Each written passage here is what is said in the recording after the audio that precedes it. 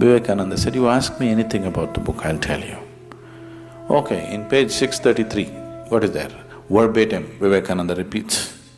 You ask any page, just number the page, he will tell you what is there word by word on every page. Then he asked, how is this? You didn't even open the book, how is this possible? He said, that's why they call me Vivekananda.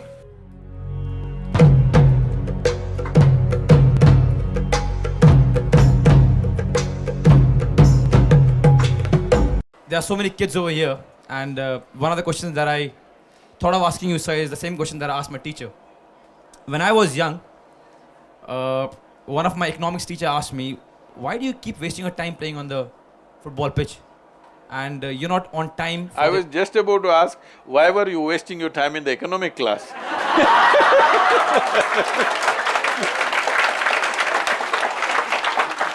So that's exactly what I did. So then I spoke to her, I said, ma'am, I want to become a footballer. And that's why I was there, and I apologize that I'm late. Then of course she said me things that I can't say right now. And then she complained to the class teacher that there is one guy who has lost his mind. Make sure you tighten him. So the class teacher came to me and she's like, what were you doing? What were you thinking? So I told her, I actually want to be a footballer, and there's only one class which is called PT class for 2 periods in the whole week.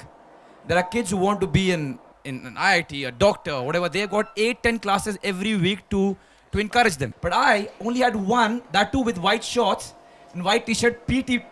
There was no football class. And you're not supposed to dirty those white shorts. Yeah. That was an instruction from home, but I never listened. I was always dirty. But then I told her, then my chances of becoming are so dim. Because there's no practical what I do on the pitch. Nobody comes and tells me, you know what, this is what you did, and this is what you're going to do. Of course, like my economics teacher, my class teacher said, shut up. Think about what other kids are doing. So then I realized that it's not, I'm not going to get helped. And now when I meet kids from different schools, they have the same issue. They have the same issue that sports-wise, we aren't teaching them more. And I think, and I believe, I may be wrong, nothing else can teach you to be a better person than sports. This is what I believe. I may be wrong, like the way I'm talking to myself. But anything that good happened in my life is only because of sports. And I'm not even talking about all the accolades or stuff I've got. It has made me a better person. And then I realized, why couldn't we inculcate that in school? Why couldn't we teach them? How bad were you before this? Okay. No, but that's true. And you know, I wasn't thinking of what I'm going to do. And I was one of the kids where the parents are fighting, it's your mistake, no, it's your mistake. It's because of you, no, it's because of you. And then suddenly, because of sports, everything changed. So everything changed. Only football made sure that I left everything and not think about anything else. So whenever there was football, it was all me there, thinking, concentrating, trying to become my better self. Rest, let's not talk about that. No, the best thing about sport is, I think we have to acknowledge, because it was 2 days ago that it was the 125th anniversary of Vivekananda speaking in Chicago. Well, most people would have not noticed this aspect of him. He said one thing. He said, you are closer to the divine in kicking a ball than in prayer. That made me happy. Because you can pray without involvement. You can go to school without involvement. You can work without involvement. You can even get married without involvement. Yes, but you cannot play a game without involvement. And the essence of life is only in involvement. Without involvement, there is no life. How profound is your involvement will determine how profound is your experience of life. The question is not in what. Well, you found that involvement in sport, but it doesn't matter what. If somebody finds absolute involvement in something, they will know life in a certain way, which others will completely miss. Human ability to perceive is far beyond just understanding the words. Right now I'm speaking. Your ability to perceive is actually far beyond just the words that you hear. But because the mind is trained right now, not only to hear and record, desperately trying to remember, note down, some of you, the hands are itching. Something that you think is valuable has to be written down. But human perception goes far beyond this.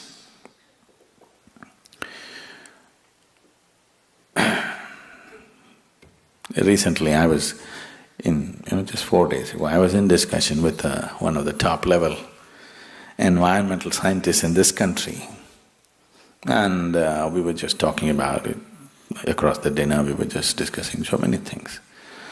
So he asked, Sadhguru, what are the books that you read? I said, I read Asterix and Dennis the Menace, that's my reading. I don't get to read anything because all the time I'm traveling, if I read a newspaper, that's a big deal. Then where do you get all the information? I said, I'm picking it off you.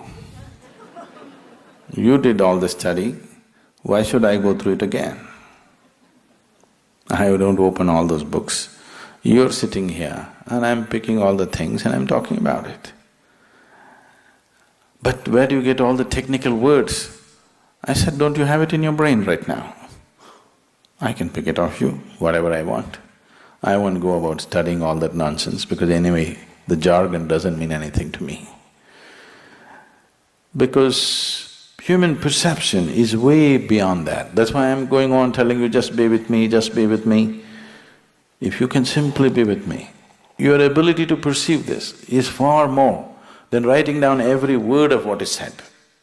If you have all these words, you still won't know anything. Actually, shall I tell you the secret? Buy yourself an Oxford dictionary. Everything that I say is already there. No? You just have to arrange it. It doesn't get you anywhere that way. So to enhance perception is very important because only what you perceive you know. Rest is all stories and imagination, isn't it? What you perceive and you experientially know, that's all you know. Rest are just empty stories. It doesn't matter how great the story is, it is still an empty story which won't make a difference in your life. If it has to make a difference in your life, there must be an experiential dimension to it. That will happen only if you perceive. You heard of Vivekananda? He's the first yogi who came to this country in 1893 and made a little bit of waves in those days.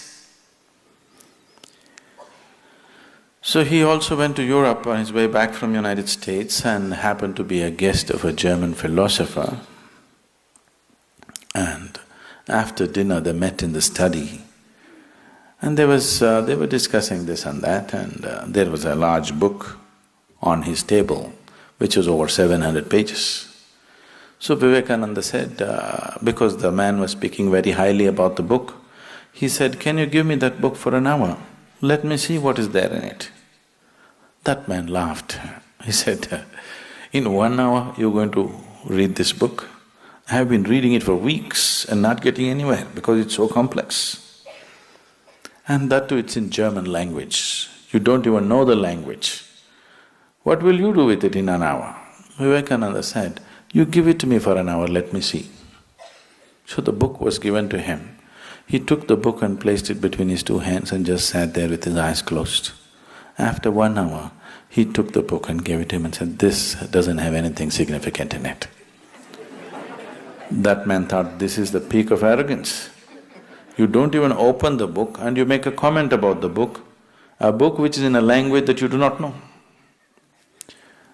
So he was a little put off by this and he says, what is this nonsense? Vivekananda said, you ask me anything about the book, I'll tell you. Okay, in page 633, what is there? Verbatim, Vivekananda repeats. You ask any page, just number the page, he will tell you what is there word by word on every page. Then he asked, how is this? You didn't even open the book, how is this possible? He said, that's why they call me Vivekananda. Viveka means perception. His name is Narendra. His guru called him Vivekananda because of his ability to perceive. So he said, that's why I'm called Vivekananda. So perception of life is not… you cannot all process it through your logical mind. It doesn't work like that because logic will filter out so much of your life without which you cannot live.